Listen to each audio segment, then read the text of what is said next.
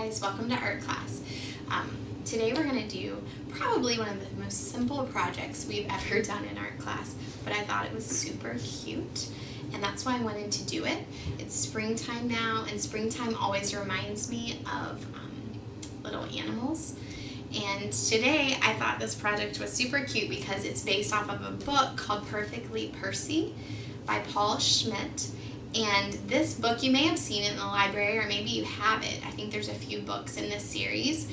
They are all about this cute little porcupine that loves balloons. So I want you to think about that. That might be a little bit of a problem for Percy. He's a porcupine that loves holding balloons. And in the book, that's the premise of the book. There's a problem because Percy loves balloons, but the balloons keep hitting against all of the quills around Percy, and he ends up popping them.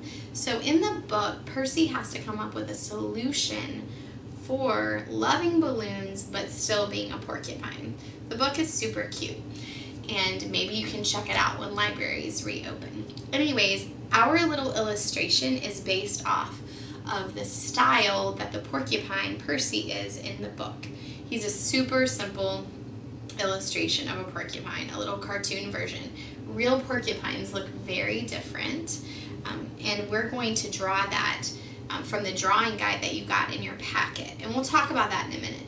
I wanted to look into porcupines, real porcupines in general, because usually whenever I'm doing any type of project with you all, I look into whatever we're drawing, facts about it, where it's from. I just try to investigate some because I think that makes things interesting as to what we're drawing and why we're drawing it. So I looked into the North American porcupine because I don't know much about porcupines. I've only ever seen a porcupine at the zoo maybe twice, 2 or 3 times, and I always kind of think they look scary. They're covered in quills, these sharp looking little prickly things sticking out everywhere. They're not cute like Percy is in the book. Anyways, they're very interesting looking animals. And so in some of the stuff I was looking at, I found that you wouldn't find a porcupine around here unless it was at a zoo. In America, they are in northern regions of America. And they are definitely in Canada. There's lots of porcupines in Canada. And then there are some in the more desert areas of America, like New Mexico, Arizona. They like forest regions, and they'll build their dens in rocky or tree covered areas. So that's a few facts about porcupines.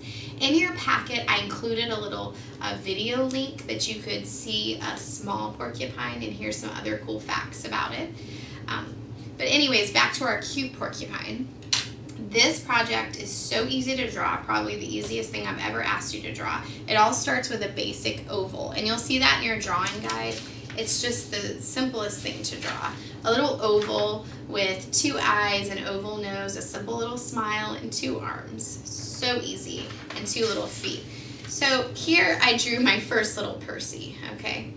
First Percy, and he's just going to be on white paper. In the book, the author illustrated him as just white, so we're not going to add any color to him, and that will contrast with the bright colorful background that we put him on.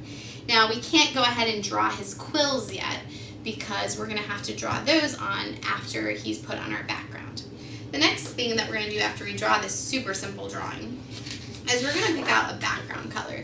Now I picked out this pretty deep purple color. You could pick out any color, blues, pinks, oranges, like a happy yellow, anything you want. And then I got out my white tempera paint and a paintbrush that has a lot of bristles, kind of open. They're not all crunched together. And I just put some white paint down on a little palette, and I just made some texturized clouds with it. Nothing hard. I just painted, dabbed some white, fluffy looking clouds in my background for my balloon and Percy to be up against. After I did my background, I put it aside to dry, and then it was time for me to make my balloon. And I did that with another sheet of colorful paper. I wanted it to kind of stand out, so I put a couple different little bits of paint on my balloon. After I cut it out, I put a couple different colors, and I just did the same thing when I did the when I made my clouds, I just dabbed the colors together. I didn't mix them, but I just dabbed them together to create some pretty color variations and texture for my balloon, and then I put the balloon to the side to let it dry. When everything was dry, I cut out Percy and glued him to my background, and I put my balloon that was drying above him. And then as a finishing touch, I had two things to do. I had to make my quills, and I did that super simple using Sharpies, and I used a combination of a fine point Sharpie and then a regular Sharpie to have two different sizes of quills. And I put them all around Percy because, especially if you watch that little video, you'll see that North American porcupines are covered almost everywhere in quills. These little prickly, sharp, spiky things. So I drew all of my quills around him, and then as a very finishing touch, I added a piece of yarn to be the string that his balloon was holding on, that he was holding onto the balloon with. Now, if you don't have yarn, that's fine. I wish I had thinner yarn. I had really thick yarn, so thinner yarn would be better. I used Elmer's glue to glue it on. If you don't have yarn, you could totally draw a little string for your balloon with your Sharpie that you were using for your quills. Now, when you look at this, it's super simple, it's happy looking, but it reminds me of an element of art that I've talked to you about, and that's called texture. Texture is one of the elements of art, and texture has to do with how something feels, right? We've talked about texture in art class before. Things that look like they feel soft.